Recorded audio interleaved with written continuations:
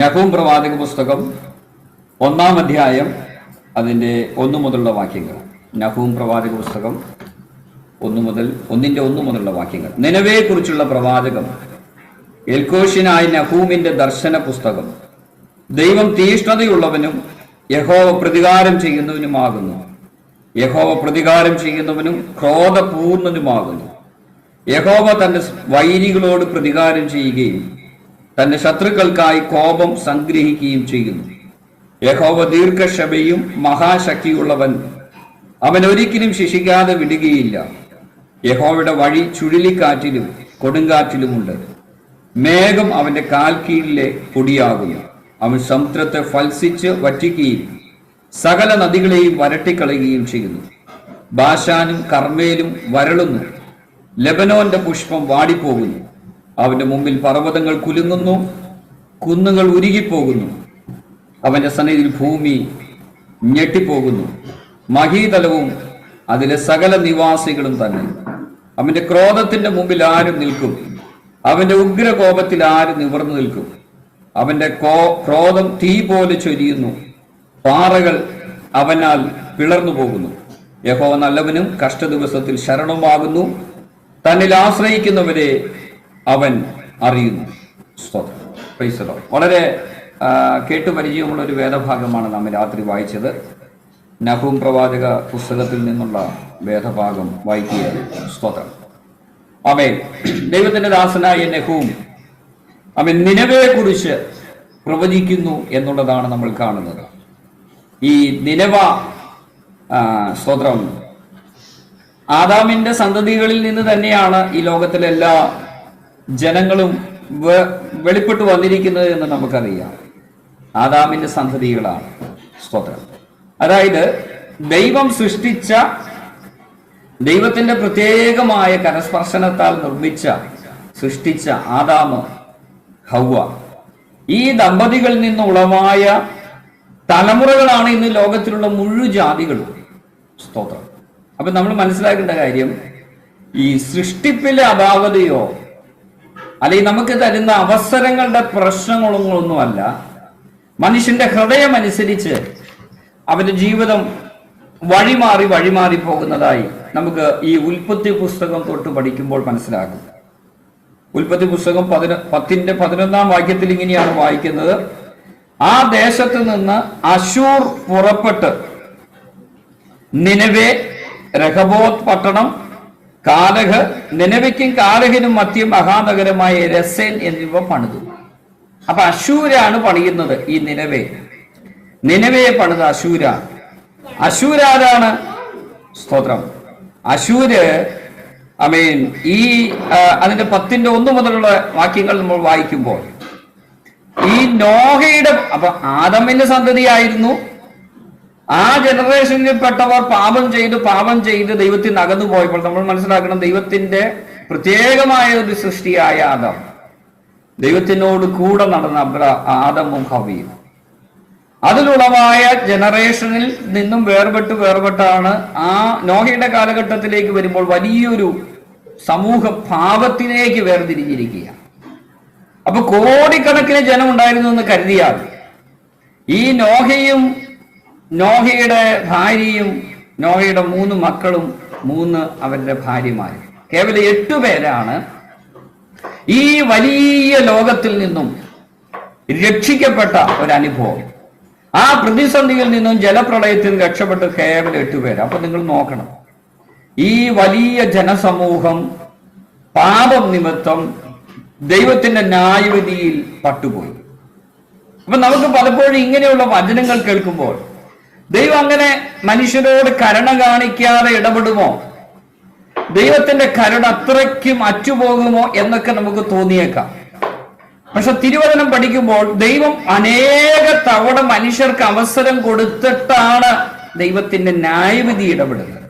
സ്തോത്രം. നമ്മളിപ്പോ വായിച്ച വേദഭാഗത്തിൽ എന്തായിരുന്നു വായിച്ചത്? സ്തോത്രം. ദൈവം ദീർഘക്ഷമയും മഹാശക്തിയുള്ളവനാണ്. അപ്പൊ ദൈവത്തിന് ശക്തിക്ക് ഒരു കുറവുമില്ല കേട്ടോ. എത്ര അഗാധത്തിൽ നിന്ന് നമ്മൾ നിലവിളിച്ചാലും നമ്മെ രക്ഷിപ്പാൻ ശക്തനായൊരു ദൈവമാണ് നമ്മുടെ ദൈവം. ശിംശോന്റെ ജീവിതാനുഭവം നമ്മൾ പഠിക്കുമ്പോൾ ജിംഷോൻ കെയർലെസ് ആയി ജീവിച്ചു അല്ലെ. അവൻ അസാധാരണമായ ശക്തിയും കൃപയും ജ്ഞാനവും ഒക്കെ ദൈവം പകർന്നിട്ടും തന്റെ മേൽ വെളിപ്പെട്ട ദൈവകൃപയുടെ വ്യാപാരം തിരിച്ചറിയാതെ ദൈവം തുടരുതെന്ന് പറഞ്ഞ കാര്യം തൊടുകയും ദൈവം ചെയ്യരുത് എന്ന് പറഞ്ഞ കാര്യം ചെയ്യുകയും ചെയ്ത് അവൻ ബന്ധിതനായി ഫെലിസ്തരാൽ ബന്ധിക്കപ്പെട്ടു. അങ്ങനെ ഫെലിസ്തരാൽ ബന്ധിക്കപ്പെട്ട ശിംശോന്റെ ജീവിതത്തിലേക്ക് സ്തോത്രം, ഹല്ലേലൂയ, ആമേൻ, ആ പ്രതിസന്ധിയുടെ നടുവിൽ ശിംശോൻ വീണ്ടും ദൈവസന്നിധിയിൽ നിലവിളിക്കുകയാണ്. ആമേൻ, സ്തോത്രം.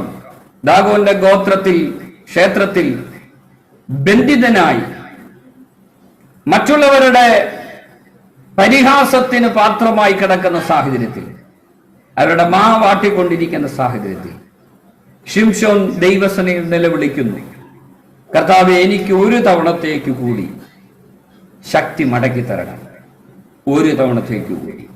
അപ്പൊ ശിംശോന്റെ പ്രാർത്ഥന ശ്രദ്ധിക്കണം, ഒരിക്കൽ കൂടി എനിക്കൊരു അവസരം തരണം. എന്റെ ജീവിതത്തിൽ അവസരം ലഭിക്കാൻ ഞാൻ യോഗ്യനല്ല. ഇനിയും ദൈവത്തിന്റെ കൃപ, ദൈവത്തിന്റെ ശക്തി എന്റെ മേൽ വ്യാപരിക്കപ്പെടുവാൻ ഞാൻ യോഗ്യനല്ല.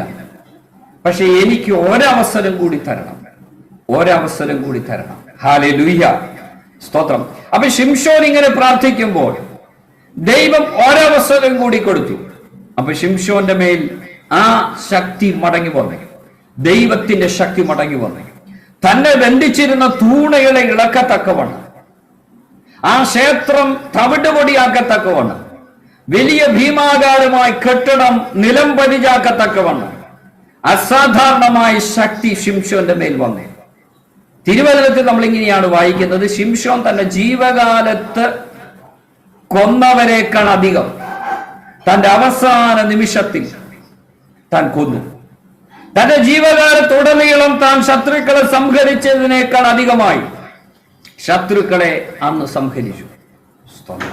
പക്ഷെ ശിംശോന്റെ പ്രാർത്ഥന ഒരു തവണത്തേക്ക് എനിക്ക് ശക്തി വേണമെന്നായിരുന്നു. പക്ഷെ വേണമെങ്കിൽ ശിംശോൻ, എന്റെ മേൽ ഈ ശക്തി ഒന്ന് തുടരാൻ അവസരം തരണമേ എന്ന് പ്രാർത്ഥിച്ചിരുന്നെങ്കിൽ ഒരുപക്ഷെ ശിംശോൻ ജീവിക്കുമായിരിക്കും.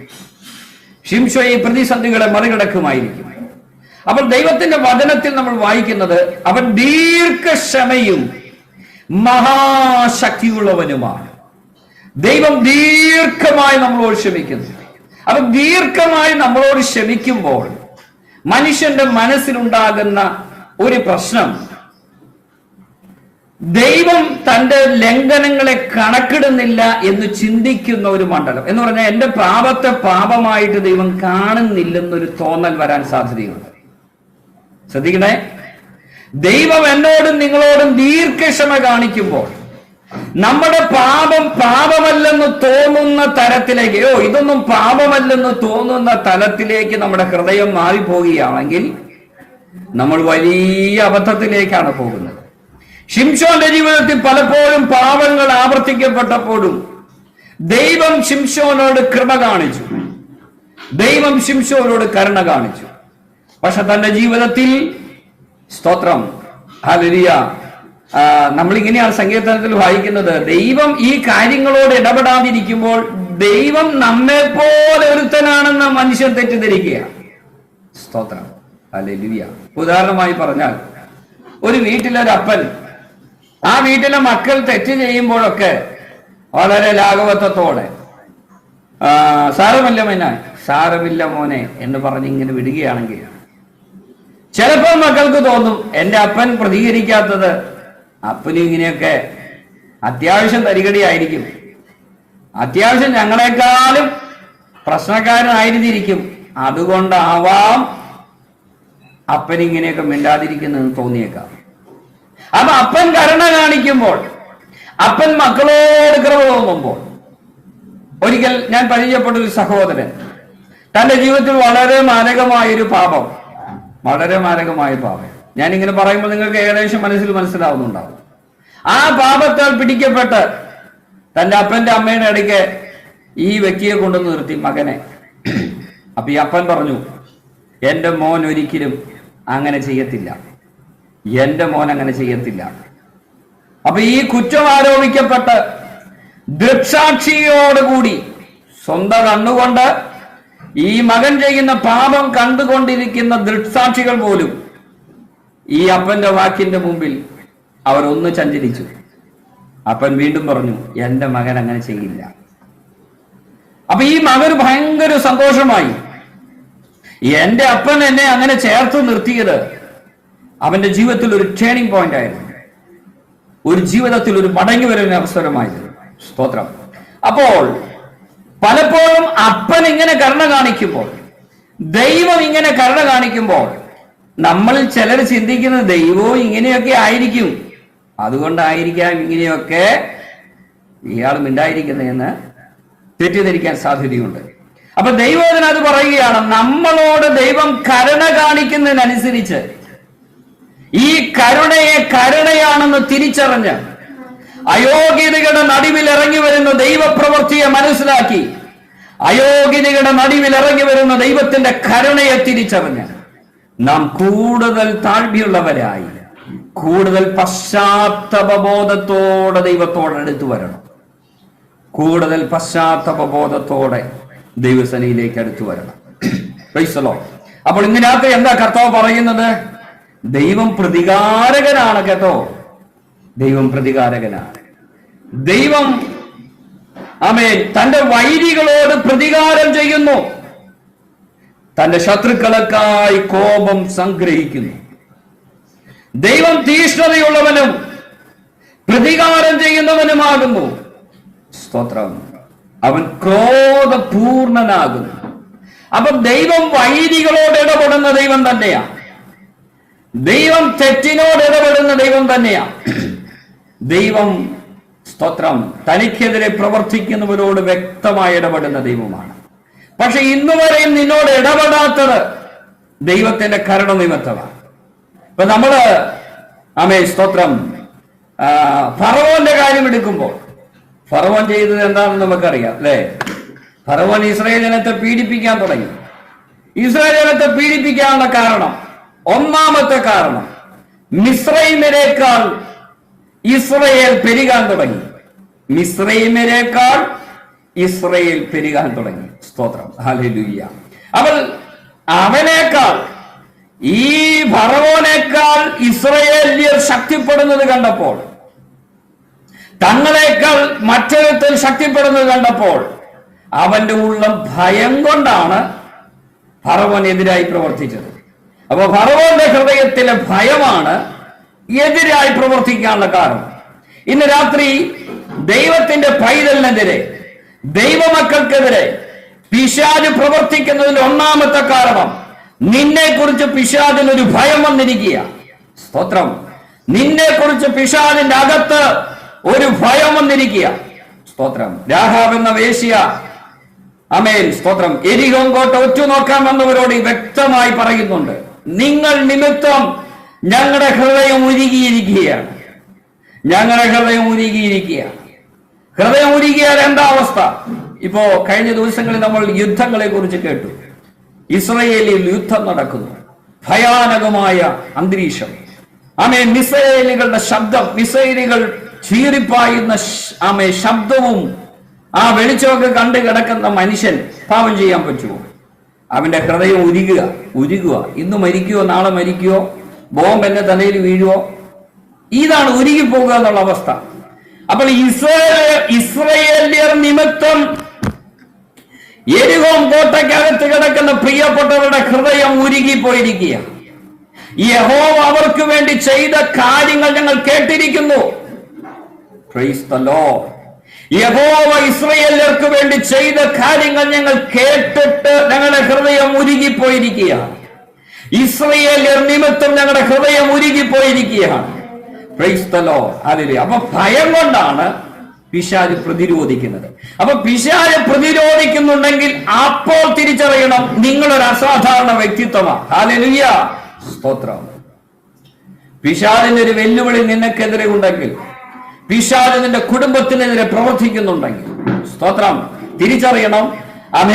സ്തോത്രം. പിശാചിന്റെ ഹിറ്റ് ലിസ്റ്റിൽ നിങ്ങൾ പെട്ടിട്ടുണ്ടെങ്കിൽ നിങ്ങൾ ഒരു അസാധാരണക്കാരനാണ്. സ്തോത്രം. ഹല്ലേലൂയ. അത് തന്നെ ഏറ്റവും വലിയ ടെസ്റ്റിമണി. സ്തോത്രം. ഹല്ലേലൂയ.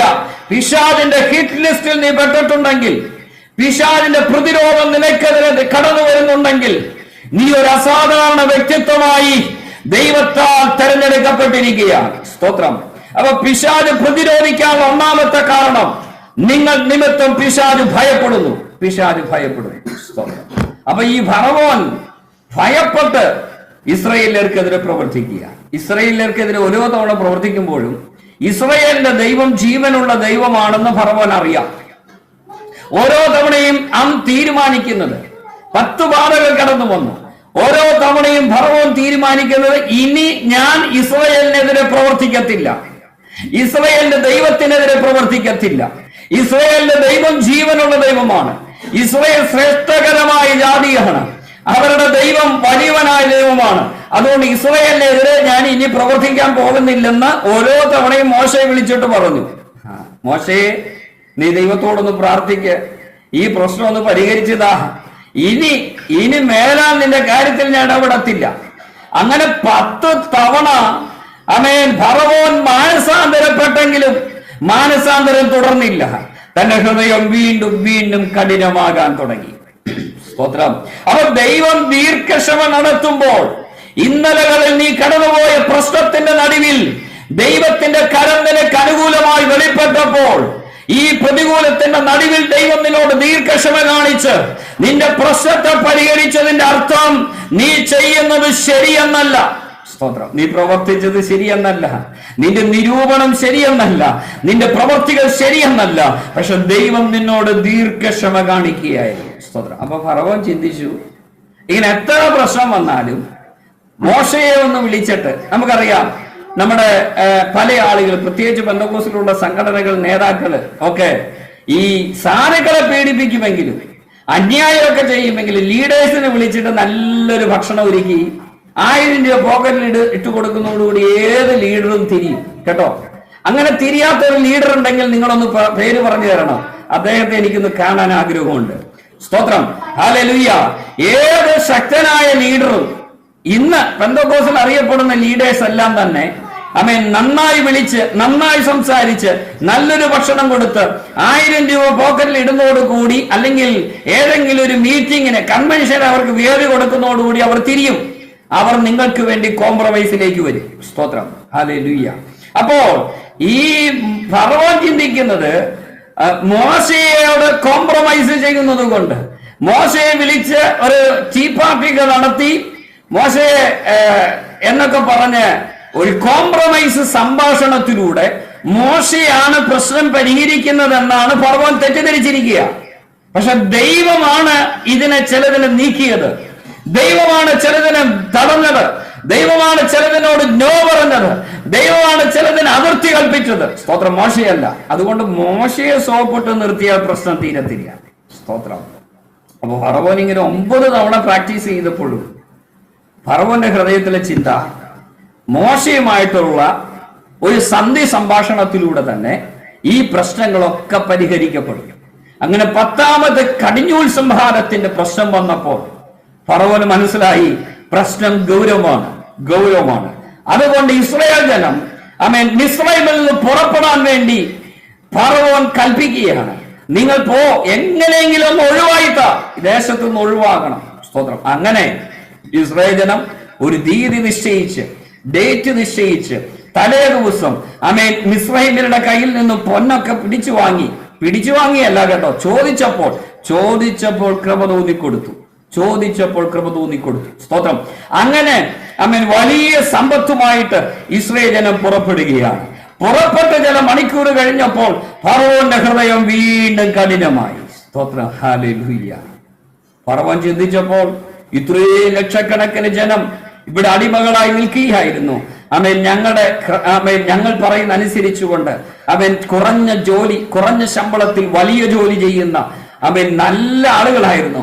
ഈ ആളുകൾ പുറപ്പെട്ടു പോകുന്നത് കണ്ടിട്ട് ഫറവോന്റെ ഹൃദയം വേദനിച്ച് വീണ്ടും ഹൃദയം കഠിനമാക്കിക്കൊണ്ട് ഇസ്രായേൽ ജനത്തെ പിന്തുടർന്നു. സ്തോത്രം. ഹല്ലേലൂയ. ദൈവം ദീർഘക്ഷമയുള്ളവനാണ്, ദൈവം മഹാശക്തിയുള്ളവനാണ്. തുടർന്ന് ദൈവത്തിന്റെ വചനത്തിൽ പറയുന്നു, അവൻ ഒരിക്കലും ശിക്ഷിക്കാതെ വിടുകയില്ല. അവൻ ദീർഘക്ഷമയുള്ളവനാണെങ്കിലും ഫറവോനെ 10 തവണ നിന്നോട് ദൈവം കരുണ കാണിച്ചു. മിസ്രയീമ്യരെ 10 തവണ ദൈവം നിന്നോട് കൃപ തോന്നി. സ്തോത്രം. പക്ഷേ ദീർഘക്ഷമയുള്ള കർത്താവ് നിന്നെ ശിക്ഷിക്കാതെ വിടത്തില്ല. സ്തോത്രം. ഹല്ലേലൂയ. അപ്പൊ ഈ ദീർഘക്ഷമയുടെ അവസാനത്തെ പോയിന്റിലെങ്കിലും നിന്ന് ഫറവോൻ മാനസാന്തരത്തോടെ ദൈവത്തോട് നിലവിളിച്ചിരുന്നെങ്കിൽ ദൈവം പ്രശ്നങ്ങളെ പരിഹരിച്ചു കൊടുക്കുമായിരുന്നു. ദൈവം പ്രശ്നങ്ങളെ പരിഹരിച്ചു കൊടുക്കുമായിരുന്നു. ദൈവം പ്രതികൂലത്തെ നീക്കി കൊടുക്കുമായിരുന്നു. പക്ഷേ അവൻ ഭൂമിയുടെ അഗാധതയിൽ നിന്നും ആഴത്തിൽ നിന്ന് നിലവിളിക്കേണ്ടതിന് പകരം ഫറവോന്റെ ഹൃദയം കഠിനമായി പോയി.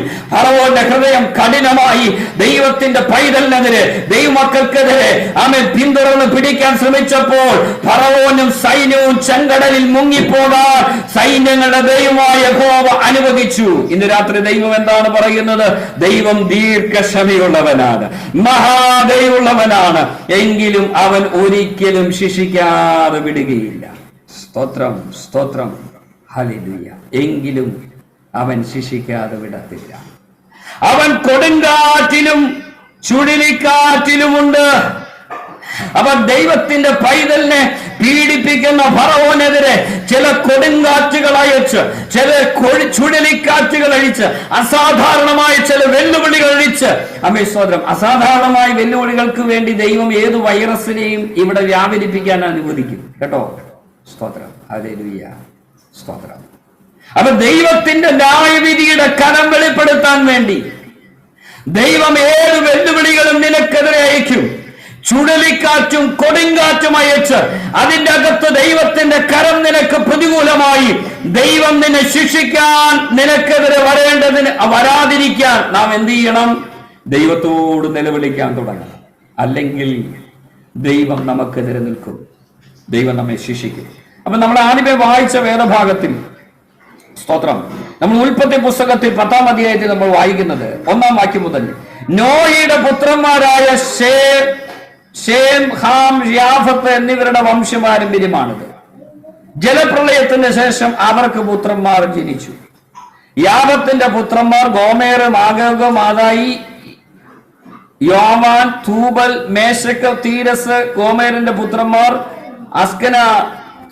നാസ്, രീഫത്ത്, തോഗർമ. ഇങ്ങനെ കുറെ ആളുകളുടെ പേരെഴുതുകയാണ് കേട്ടോ. സ്തോത്രം. കുറെ ആളുകളുടെ പേരെഴുതുക. 6-ാം വാക്യം, ഹാമിന്റെ പുത്രന്മാർ കൂശ്, മിസ്രൈം. കേട്ടോ. അപ്പൊ ഈ മിസ്രൈം എവിടെ നിന്ന് വന്നതാണ്? നോഹയുടെ പുത്രനായ ഹാമിന്റെ പുത്രനാണ്.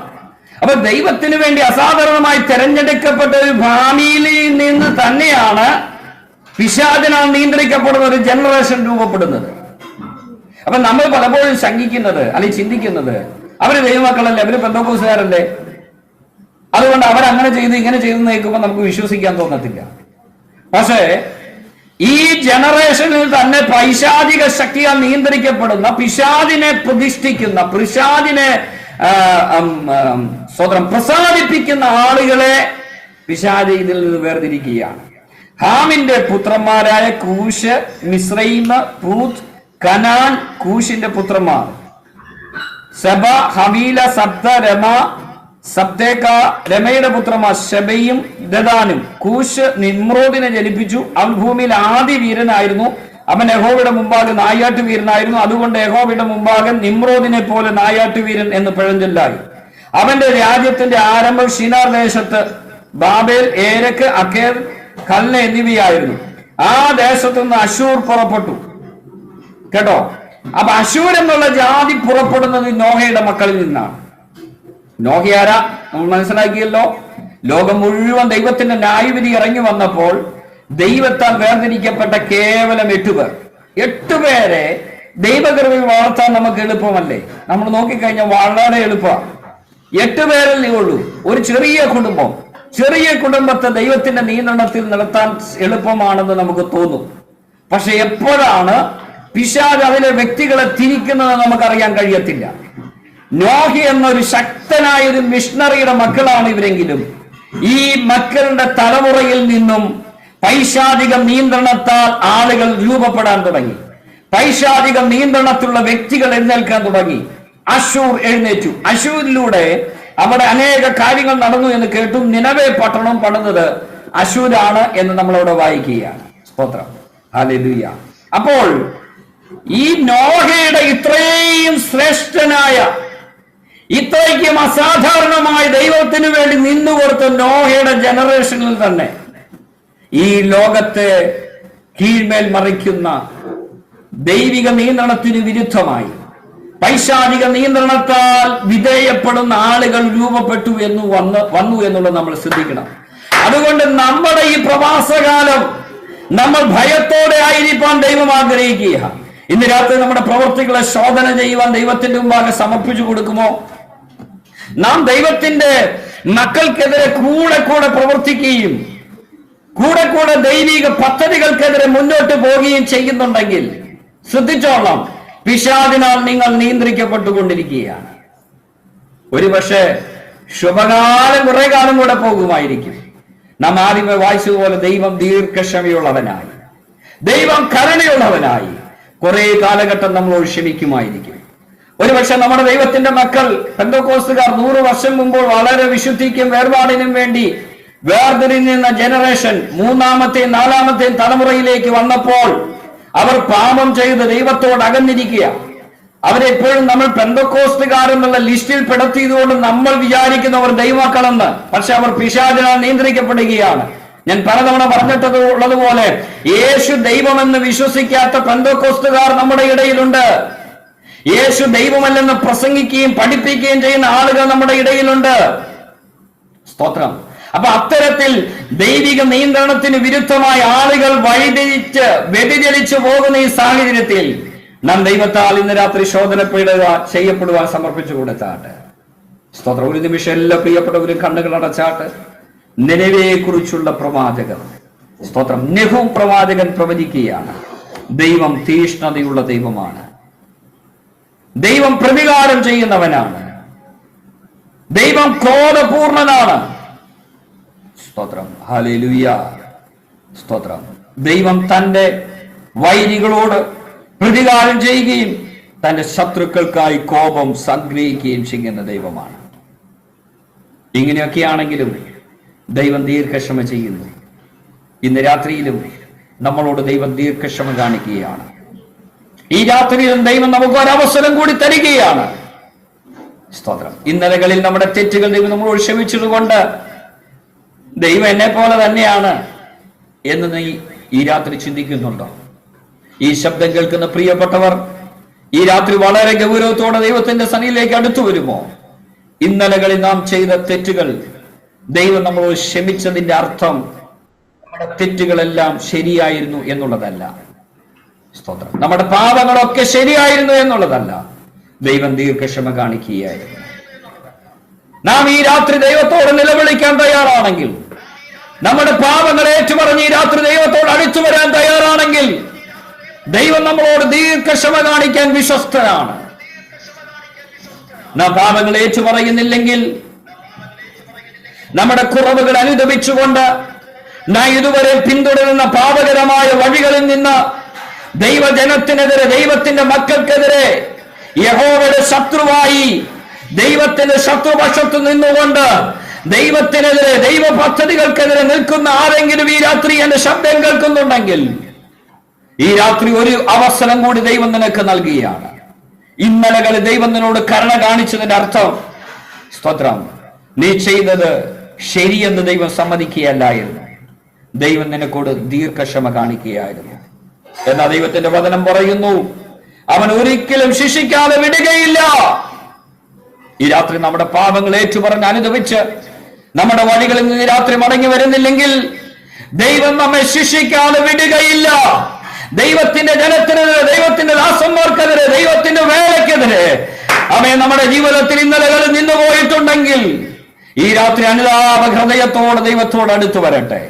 നമ്മുടെ പാപങ്ങൾ ഏറ്റുപറഞ്ഞുകൊണ്ട് ദൈവത്തോട് അടുത്തു വരട്ടെ. ദൈവത്തെ വീണ്ടും വീണ്ടും വേദനിപ്പിച്ച അനുഭവത്തിൽ നിന്നും ദൈവത്തിന്റെ സന്നിധിയിലേക്ക് ഈ രാത്രി മടങ്ങി വരുവാൻ തയ്യാറാകട്ടെ. അങ്ങനെയെങ്കിൽ ദൈവം നമുക്ക് ദീർഘക്ഷമയുള്ളവനായി, നമ്മളോട് കരുണയുള്ളവനായി ഈ രാത്രി നമുക്ക് വേണ്ടി വെളിപ്പെടാൻ ശക്തനാണ്. സ്തോത്രം. നമ്മുടെ പാപങ്ങൾ ഏറ്റു പറഞ്ഞാൽ കർത്താവ് രാത്രി നമ്മളോട് കരുണ കാണിക്കാൻ ശക്തനായി നമ്മുടെ നടുവിലുണ്ട്. Hallelujah, hallelujah. ഇസ്രായേൽ ജനം മിസ്രൈമിൽ നിന്ന് പുറപ്പെട്ട് ദൈവത്തിന്റെ മഹാപ്രവൃത്തി കണ്ടവർ ദൈവത്തോട് പിറുപിറുക്കുകയും മത്സരിക്കുകയും അവിശ്വാസികളായി തീർന്നപ്പോൾ ആ ജനം മരുഭൂമിയിൽ പട്ടുപോകാൻ ദൈവം അനുവദിച്ചു എന്ന് നാം കേൾക്കുന്നു. സ്തോത്രം. ഈ രാത്രി നമ്മുടെ ജീവിതം, നമ്മുടെ യാത്ര ഒരു പരാജയമാകരുത്. സ്തോത്രം. പെട്ടെന്ന് ദൈവം നിന്നെ നശിപ്പിക്കാതിരുന്നത് ദൈവം തന്റെ നാമം ദേശത്തിന്റെ മധ്യ ദുഷിക്കപ്പെടാതിരിക്കാനാണ്. സ്തോത്രം. നിങ്ങളെ കണ്ട ചിലര്, നിങ്ങളെ കുറിച്ച് കേട്ട ചിലര് അവൻ ദൈവസനയിൽ അകന്നു പോകാതിരിക്കാൻ, വീണു പോകാതിരിക്കാൻ ദൈവം വീണ്ടും വീണ്ടും ദീർഘക്ഷമ കാണിക്കുകയായിരുന്നു. എന്നാൽ അതിന്റെ അർത്ഥം ദൈവം നിങ്ങളുടെ പാപങ്ങളെ അംഗീകരിച്ചു എന്നല്ല. ഈ രാത്രി ഏറ്റു പറഞ്ഞുകൊണ്ട് ദൈവസന്നിധിയോട് അടുത്തു വരട്ടെ. ദൈവസന്നിധി പാപങ്ങൾ ഉപേക്ഷിച്ചുകൊണ്ട് അടുത്തു വരട്ടെ. ദൈവത്തോട് പ്രാർത്ഥിക്കാൻ തയ്യാറാകട്ടെ. നമ്മുടെ കണ്ണുകളുടെ ചോദിക്കൽ കൂടി പ്രാർത്ഥിക്കാം. സ്തോത്രം, സ്തോത്രം, സ്തോത്രം, സ്തോത്രം, സ്തോത്രം. ഹല്ലേലൂയ. റഗൽഖമന ബൗഷസ്യ റബൽഖമന ബദബബ.